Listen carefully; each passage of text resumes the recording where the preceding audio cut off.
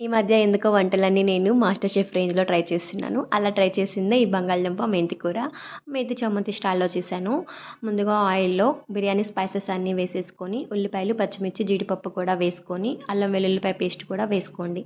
ఉల్లిపాయ, టమాటా, జీడిపప్పు పేస్ట్ కూడా వేసుకొని మంచిగా ఫ్రై అవ్వనివ్వండి. దానిలోనే కొంచెం ఉప్పు, కారం కూడా వేసుకొని చక్కగా ఫ్రై చేసుకోండి. తర్వాత మనం ఉడకపెట్టుకొని కట్ చేసుకున్న బంగాళదుంప పీసెస్‌ని కూడా వేసుకొని మంచిగా ఫ్రై చేసుకోండి. ఇలా ఫ్రై చేసుకోవడం వల్ల ఆ మసాలా అంతా ముక్కలకి చక్కగా పడుతుందనమాట. నేను క్రీమీ టెక్స్చర్ కోసం అని చెప్పి పాలమీగడ మిక్సీ వేస్తున్నాను. తర్వాత సన్నగా కట్ చేసుకున్న మెంతికూర ఆకులను కూడా వేసుకోండి. ఈ మెంతాకులను చక్కగా ఉడికిన తర్వాత మనం ఒక గ్లాస్ వాటర్ వేసుకొని చక్కగా బాయిల్ చేసుకోండి. ఇది చక్కగా బాయిల్ అయిన తర్వాత మనం లాస్ట్‌లో మిక్సీ వేసి పెట్టుకున్నాం కదా క్రీమీ మిల్క్, అది కూడా యాడ్ చేసుకొని లాస్ట్‌లో ధనియాలు పౌడర్ వేసుకోండి. జీరా పౌడర్ కూడా కొంచెం వేసుకొని ఆఫ్ చేసుకోండి. చాలా బాగుంటుంది.